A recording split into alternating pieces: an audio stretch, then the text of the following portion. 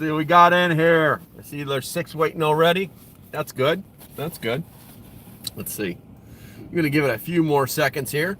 Let's go ahead and he's 6th. Eagle Lover. First to Felt. Number 2, Catitude, you are the turd. Cool Coat, Tina, Allen, and Window Liquor are in the queue.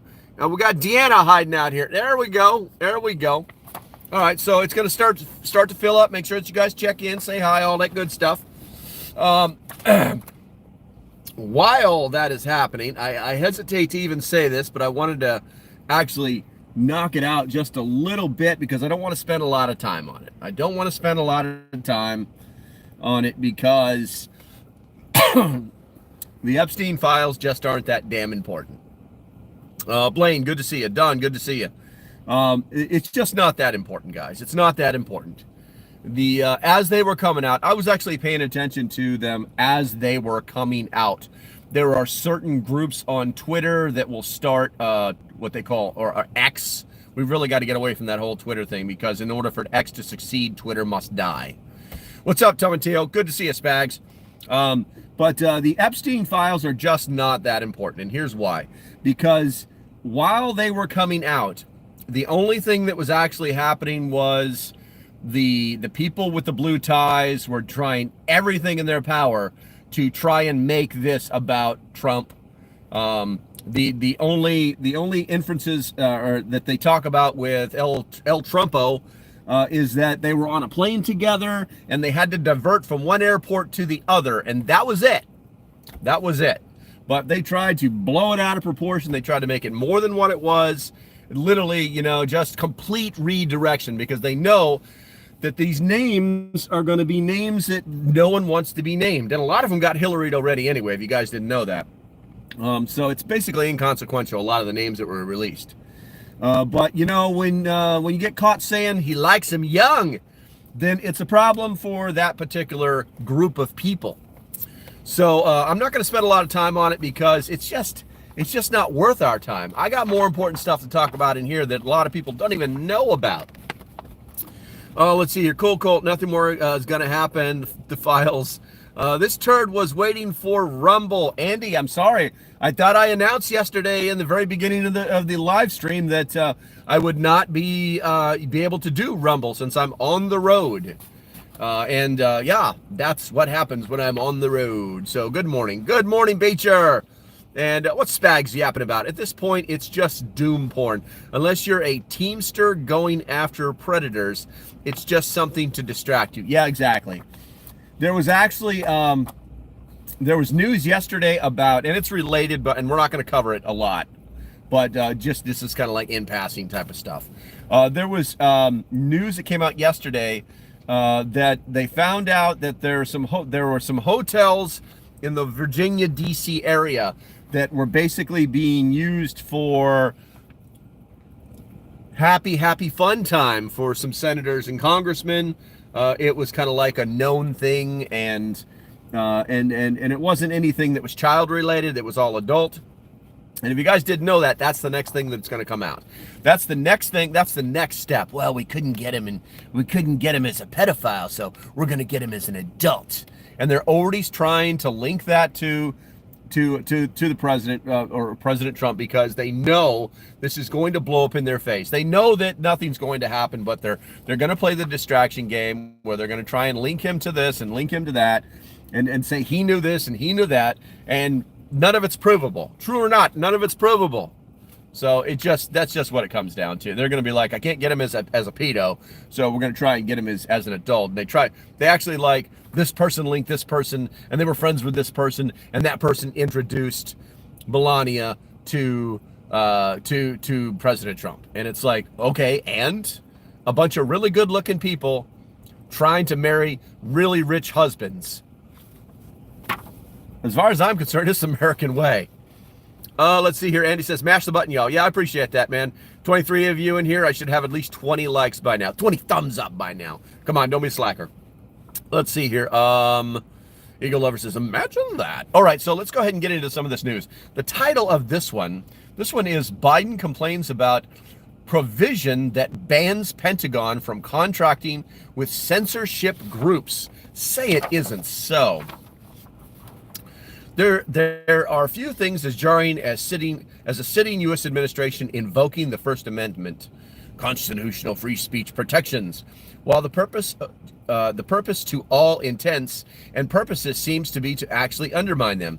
In such cases, the hypocrisy doesn't simply whisper. Here, it screams. And there have been many such instances over the years. This is a new example. The Biden administration last week approved the National Defense Authorization Act, also as the NDAA, for the upcoming year. 1.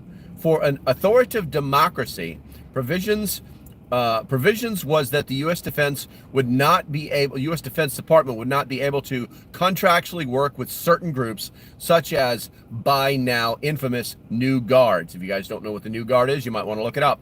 And the Free Speech Trampling Global Disinformation Index, also known as the GDI, effectively out there working hard to silence opposition learning press in the U.S. But then, as soon as the NDAA was signed by Biden last week, the somewhat erratic president, or whoever is advising him, pushed a different story to the public. Quote, "While I am pleased to support the critical objectives of the NDAA, I note that certain provisions of the act raise concerns," reads a subsequent statement signed by Biden. Is there a plot to save this plane? What is the argument here? What the argument here is that the current administration might hope the electorate would be willing to swallow a whole. This First Amendment allows the New Guard and GDI to keep doing their work. Now you might be confused and in need of some historical legal reassurances that this is all right. This is what the Biden attributed statement closing George Soros' case finally by this Alliance of Open Society International. It's the plot thickens. The plot thickens. Back in the day, ended with the Supreme Court deciding the government, quote, may not use funding and the threat of loss of funding as a method for the regulation of speech and policies of non-government organizations. He's not happy, guys. He's not happy because it was in the bill. I guess he should have read the bill. What critics are saying is that this is an argument snaking and bending in around itself for no purpose other than sustaining an unsustainable, vapid policy of misinterpretations upon misinterpretation and even lies upon lies. So they're basically saying that the bill that was written, that they all put their hand to and said, yes, let's do this, sign. Oh, well, no, that misrepresents things. No, it doesn't. They're words, they mean things. Good morning, Southern Tilt Prepper. Let's see here. Where critics are saying, we already read that, preserve the right to misinformation by invoking legal prohibition not to misinform. When exactly did the U.S. democracy become such a shithole? That will be the historians to decide. But for the moment here, we're good to go with that. I'm not going to read that right there. So, quote, the U.S. Constitution prohibits the government from censoring political speech. Likewise, government cannot collude with private companies to violate the First Amendment. Several courts already rebuked the order and ordered him to stop colluding with big tech. Congress has also stepped in to pass a law to force Biden to comply with the Constitution. It appears nothing will deter Biden from using the government to silence his political opponents. So that's what that was really all about. That's really all that was about. He just wants to shut people up. And because the Constitution, because it's actually written into, it's something called the FAR, and it governs, it's the rules that govern government contracting. And it says that the government cannot use government money to mess with political speech. It actually says that. It won't even allow companies to work with them that do that for a living unless they actually contract out for that. So basically all they were doing is just trying to get these people to do it for them that they'll pay, It's like, how did this even get into the Defense Financing Act? How did this get into the defense bill? You know, that oh, by the way, you can't do this. Well, that's because the guys with the red ties snuck it in to make sure that the guys with the blue ties can't do it. It doesn't mean they won't. It just means that they're not legally allowed to do it. Let's see here. Bob showed up. Good morning, Bob. Let's see here. What we got here? Andy, Chris Leroy showed up. Kentucky Goatman, good to go. All right, so do me a favor, guys. Wake up the chat for me. If you can type the letter or the number 1 for me, and I will take a sip of coffee and enjoy my cough drop and get ready to read you the next bit of news. The next bit of news. By the way, I don't know if I posted it in the Patreon only area, or of the Discord, or in the Patreon itself, or in general. I can't remember. So I'm in the process of setting up my own like comm station where batteries charge, where they're there to be on hand, because I have radios all over the damn place, and I've really been needing a place to just have everything. Like when I want to go do something, I can swap out these antennas, or I can put the other batteries on it, things like that. Are you serious? No one has typed the letter 1 in the frickin' chat yet? Let's go, man. Let's go, Tuckahoe. Come on, man. Let's see here. But that's actually what I was doing yesterday. Today, I'm trying to remember what I have. I can't remember what my task is for today. All right, this is ridiculous. Is this thing still on? Or do you guys, could somebody give me a 5x5? Something. Because it says that I'm still live, but the chat has completely frozen, and I know that my delay is not like a full minute. I'm wondering if the YouTubes finally got to me. Did the YouTubes finally get me? Is that what happened? Because I said Epstein?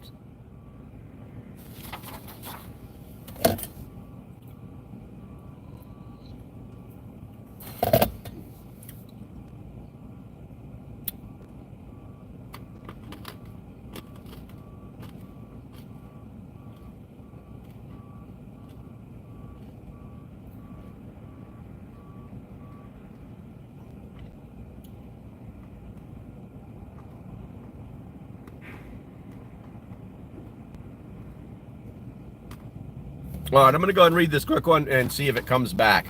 But I need you guys to give me some kind of affirmation that this thing is still on. Because chat is good, bro. We hear you.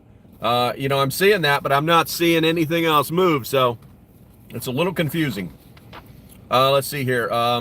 Facebook rolls out link history. Shows how it tracks all the websites users visit. Isn't that special? Facebook, just like the rest of big tech, has historically made a great effort to track users across the internet, even when they're not logged into the platform, for data collecting and ultimately monetary reasons. Now, reports say that a new way to achieve this has been recently launched by the giant, and notably, for the first time, this type of tracking is made visible. It's called Link History. The new feature is found in the Facebook app as essentially one of the permissions and documents every link a user clicks while using the app. Once again, fully in vein of what Google, Microsoft, etc. are doing, Facebook says the change, putting all links in one place. This is there a better user experience? And again, habitually, while the feature is not mandatory, it is there by default and hiding behind a pretty solid wall of opt-out. Let's see. Whatever the case may be, most users don't bother jumping over that, allowing corporations to at once offer a choice. Let's see here. You know what? This is really driving me nuts, guys, because I'm going to tell you guys right now, the last thing that I see in the chat is where Kentucky Goatman said, "Good morning, y'all." That's it. That is the last thing that I can see inside the chat. So whatever's happening is happening. Let me try something here. Live chat. Let's do that. All right. Now it's all. There we go. All right. Good. Lots of ones. Okay. It just started working. Thank you all for doing that to the chat. Maybe you broke it with all the ones. So do some more. Just saying. All right, let's see here. Whatever the cause may be, most users don't bother jumping over that wall, allowing corporations to at once offer a choice and in most cases have it their way. In order to deactivate this on their app, users first need to be aware of the link histories exist, then navigate to the appropriate setting in order to opt out. And you can actually find these instructions online, and basically how to opt out of, where are we at here? What do they call it? Link sharing. Facebook. How to opt out of Facebook's linked history sharing. Let's see here. But there's no shortage of criticism on the latest move from the privacy point of view. Although mainstream tech press curiously chose to single out Facebook while parsing Google and Apple as some kind of privacy warriors. Let's see here. This should be viewed as part of the big political picture where keeping pressure on Facebook as still the most influential social media is especially important in an election year, while at the same time rightfully questioning Facebook's persistent motivation for pursuing cross-site user tracking. The classic example of two things getting to be true at the same time. Facebook, Meta, doesn't exactly pretend it's working solely to make sure that users never lose a link again and enjoy the things that benefit from. A part of the link history announcement spells this out. When you allow link history, we may use your information to improve your ads across Meta technologies. What the statement doesn't clarify is if any of the well-known ultra-invasive methods it uses to track users will actually change in any way with the introduction of link history. Okay, so guys, what link history is, to the layman, it's they're just going to know where if you turn it on. I'm pretty sure it's default. When they introduced it, it just came on, just turned on. Oh, so let's see, and excuse me, and you have to go in and opt out to turn it off. But here's what's really happening. This isn't about them. This is not about them trying to make your experience better. And this is not about them trying to pay attention to what you're looking at so that they can try and send that particular ad to you. That is all the benign stuff, okay? What's really happening is this is all data. This is all data. This is all information that they can compile and sell. If you guys didn't know this, in the big tech industry, personal information is the new gold for the industry. So be aware of it, turn it off, go to use the Googles, and having a good day so far. But yeah, I hope he's having a good day. He's the one who won the WROL cards off that live stream last night. And it's hilarious because nobody, well, I'm not even going to say it, but nobody knows who this kid is. It's pretty good. Too evil to hope. I don't recognize you. Welcome to the channel. If there was a mandatory surgery to have a chip implanted to access money from a bank account, would you acquiesce? No, I would not. I would not. And let me tell you guys a little something about that whole chip thing. You remember when they first came out with this idea, you know, let's just go boop. You know what I'm saying? You know, everybody screamed, "Mark of the Beast," and you don't hear about it very often because it's kind of like a side project now. But they're constantly there. You know, somebody sent me a link the other day about I'm not sure which big company it is, but they're creating these stores on college campuses where you actually have an account and it's accessible via your handprint. You put your hand over a hand scanner. And it's connected directly to your credit card. And after it scans your hand, a little gate opens and you can walk in, and there's like this little line of 6 or 7 refrigerators, and they all have the things that you might want to eat. It's a Coke, it's a candy bar, you know, it's a honey bun. It could be anything, right? And while you're in there, you're being scanned. Everything that moves, okay, is being scanned. And so they know that there used to be 18 honey buns in the rack, and now there's only 17. So the second you walk out, your card gets charged. And that's all fine and well, but it's right there on the college's campuses, and what it's doing is it's indoctrinating our children to think that this is the new thing, that this is the greatest thing ever, and so that when they start to say that they want to use biometrics to control different things, then it's already going to be easy for these kids to understand it because they already know how to use it. They think that it's this advanced thing, and it's kind of funny. I'll tell you what's really funny.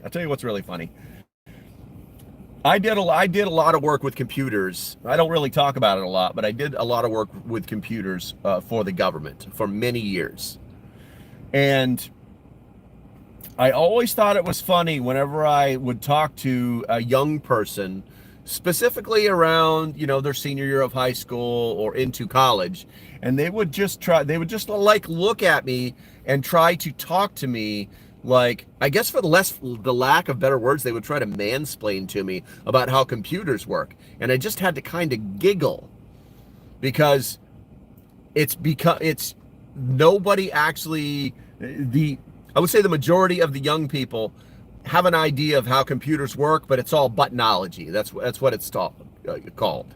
Learning how to push the buttons, what buttons go where, what menus are where, but they really have no idea of what they're doing at the, I would say at the second or third tech level. You know what I'm saying? It was always interesting to see that. And what we're doing is we're seeing that in technology now. LP giggling. Let's see. No. See, you've got that wrong, Kentucky Goatman. You've got that completely backwards. Kentucky Goatman says, I use biometrics for my phone. No, your phone uses your biometrics for itself. You're the one that turned it on. And I get it. It's something. Your phone, whether you like it or not, can tell if you're looking at it. Whether you turn facial recognition on or not, it's looking at you. That's what the camera in the front is for. It's not for selfies. Okay? So, but it's actually like technology today, young people, it's just buttons and menus. That's all it is. Okay? So, just kind of be aware of it, because that is something that is actually happening. Now, I only have 5 minutes to go, and some of these articles are actually pretty long. I think I have 3 left. So I'm gonna do the the Cliff Notes version. So this next one is no stomach. In U.S. today, funding Ukraine as war is over, ex-Pentagon official says. Former Pentagon official Michael Maloff is predicting that Congress and Pentagon are in a tumultuous start of 2024 as the ongoing standoff over Biden's billions more in Ukraine defense aids highlights the reality that there's no stomach, quote, no stomach any longer to fund Ukraine. The ex-senior security policy analyst in the office of the Secretary of Defense, is my heater even on? It is, okay. Where are we at here? Issued the words in a fresh interview with Russian media, wherein he also emphasized the only way out of Kiev is through negotiations based on the current dire realities of the battlefield, which has been setback after setback for Ukrainian forces. The dire state of things has also been seen in the increasingly gloomy and negative coverage of Ukraine on the part, on the part of major mainstream media. For example, the New York Times ran this surprisingly headline over the weekend.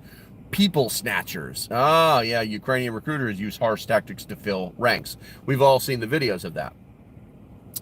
Let's see here. Weeks prior, in early December, the same publication issues the headline, U.S. and Ukraine search for a new strategy after failed counteroffensive. All right, guys, and like I said, this is the Cliff Notes version. I'm not going to do this 2-pager for you because we don't have time. We have 3 minutes left. The reality of that, of the situation that's happening in the place that has all the cranes, is that they're at a stalemate. And the Department of Defense last week issued a memorandum to Congress saying that they can no longer support they can no longer support giving away anything more from our stockpile because we are almost depleted. There's no more money for them to give Ukraine from the Department of Defense, and that was the last bucket. Everything else was coming out of Congress. And then last month, the president told the DOD, "Hey, give them some money, guys. They need some money." So stuff that was in the DOD budget that's designed to help other nations, they spread the wealth out. They were focusing it all on that place with the cranes in it, and now there's no more of it. It's gone. It's gone. Let's see here. Where are we at here? Andy Pearson says never use biometrics on your phone. PIN encryption on the devices and MFAs. Yeah, I keep PIN on my phone all the time. It's a pain in the butt, especially when you're in a conversation which you're trying to get away from. It comes in really handy because that's the one thing that they can't legally do anything about. Let's see here. Apparently, the space between certain fingers is unique enough to be used as credentials because Disney uses it for customers. Yeah, there's a lot of little things for biometrics that are very interesting. On the military side, I'm not going to have time to go to these other headings. Let's see. DHS has been funding programs at universities to label the manosphere. If you got a chance to read up what the manosphere is and find out why the movement is classified as a terror threat by DHS, I recommend you do it. Oh, and lastly, at least 100 killed in Iran, terrorist attack at event honoring late Iranian General Taraz.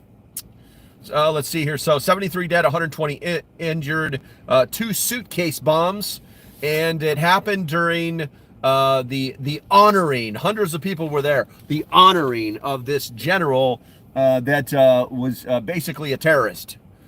So why would that happen in Iran? It's pretty simple. Iran's had revolutions before, and we all know who funded them. So is something going on? Is it instead of, we know we're not funding it based off of our president and our administration, but somebody else might be funding it. And even if it's not, they all have the skill to do it. I mean, they're basically all little terrorists anyway. And no, that's not true. That's just mean to say. But maybe it's homegrown. Maybe it's homegrown. Let's see here. Let's see. I'm boosting your chat rates. Good job, Kentucky Goldman. Northrop Grumman, Lockheed Martin, Raytheon, and Boeing continue to make their budgets because of all the random conflicts, not all planned. Hey, listen, man. War is war is war. Human beings. There's the alarm. I'm going to keep going, but I can't go much longer. War is very profitable. It's very profitable. And the more that you can turn people into warmongers, okay, and this is coming from somebody who has had his boots on the ground in more places than you would ever even know about. If you continue to turn these people, these patriots, into warmongers, yeah, you're always, it's cyclic. Who do you think they hire? Who do you think they hire? What do you think I did for a year after I got out of the Marine Corps? Who do you think they hire to go off and continue to do these bad things in bad places? So, and yeah, I made a lot of money. It's all gone, but I made a lot of money. I had a lot of fun, had a lot of toys. But it is what it is. It is what it is, you know? What's up with the manosphere? You need to look it up. You spelled it right. Look it up. Educate yourself, young man. Educate yourself. No one else will. All right, guys. Looks like that's the end of the time that I have for you today. I will be working on another. I got my UV5, my brand new UV5Gs in. I'm going to be making a video about them, and hopefully I'll get that uploaded today. Also, one of the people, I want to say, I don't remember if it's in the Patreon or not, but somebody asked me to make a video on how to program these radios. And basically, I'm going to do it like radios for dummies or something like that, you know? So I'm going to do that. I've got to sit down and actually basically almost choreograph it, because if I don't, it's going to look stupid when I'm holding the, you know what I'm saying? It should look good. It should look good because it's going to be a tool that you're going to be able to use later and later and later as a reference. I also want to put like all the menu prompts that make things easier right in the description so that you can like copy and paste them. I actually have them inside of the, I have them like laminated, and it's up on my board so I can actually like grab them, because I don't remember all of the menus either. There's like 41 menus. Okay, I think that's going to be about it right now, guys. If you like what I'm doing, do me a favor, find some links in the chat, support the channel. Go buy some Amazon stuff, or become a Patreon. We have 2 brand new Patreons in the last 2 months. It's pretty nice. Stay safe, have a great day, and I'll see you when I see you. Bye bye.